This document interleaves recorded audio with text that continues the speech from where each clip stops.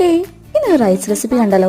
ഉറപ്പായിട്ട് ഇത് ഇഷ്ടപ്പെടും. ഇത് വേറെ ഒരു റെസിപ്പി കാണില്ല, കാരണം ഇതിന്റെ ഉമ്മയുടെ സ്പെഷ്യൽ റൈസ്. ഒരു കുക്കർക്ക് കുറച്ച് ഒലീവ് ഓയിൽ അല്ലെങ്കിൽ സൺഫ്ലവർ ആഡ് ചെയ്യാം. എന്നിട്ട് ഇതിൽ കണ്ട പോലെ വെല്ലുള്ളി, തക്കാളി, പച്ചമുളക്, ഇഞ്ചി, വെളുത്തുള്ളി ജസ്റ്റ് ഒന്ന് വഴറ്റിയതിനു ശേഷം ഒരു പിഞ്ച് മഞ്ഞപ്പൊടി, ചിക്കൻ മസാല, ഉപ്പ് ഇതെല്ലാം കൂട്ടിട്ട് മിക്സ് ചെയ്തിട്ട് നമുക്ക് ആവശ്യമുള്ള ചിക്കനും കൂട്ടിട്ട് നന്നായിട്ടൊന്ന് മിക്സ് ചെയ്തെടുക്കട്ടോ.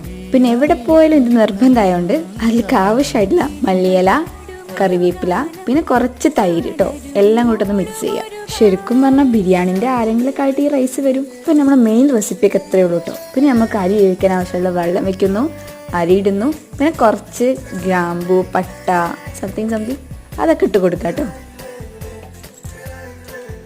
ശരിക്കും ഇത് നല്ല മഴയത്ത് നല്ല ചൂട് ബിരിയാണി കിട്ടിയ കൊള്ളാന്ന് വിചാരിക്കുമ്പോൾ ഈ റെസിപ്പി ട്രൈ ആക്കാം കേട്ടോ.